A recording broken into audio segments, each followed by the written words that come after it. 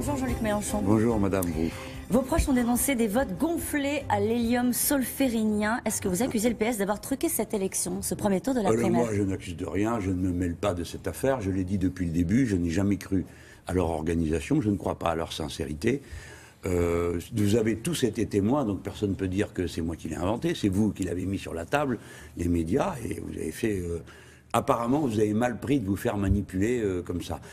C'est absolument inouï. Rien là-dedans ne peut plus être cru dans cette élection. Imaginez-vous que pour Paris, les chiffres montrent que le PS prétend avoir eu dans cette primaire 60% des électeurs de la vraie élection régionale, n'est-ce pas? Ça voulait dire quasiment un électeur par minute qui aurait été là à voter. Tout ça est absolument un trucage, bon, de masse. Donc par conséquent... Ça jette le discrédit sur ce scrutin, sur ce premier tour?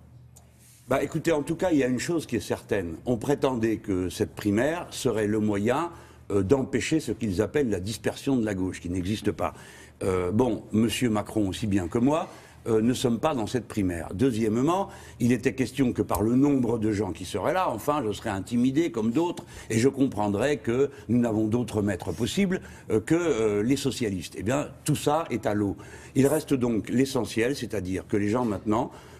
doivent se tourner vers le contenu des idées des uns et des autres et faire leur devoir de citoyens en réfléchissant et surtout en ne se laissant pas abasourdir par des effets électoraux de ce type. Effets électoraux, dites-vous. Aucun des candidats ne conteste ce scrutin, y compris ceux qui ont été balayés au premier tour. Comment est-ce que vous l'expliquez, ça, Jean-Luc Mélenchon? Je ne l'explique pas et je ne m'en mêle pas.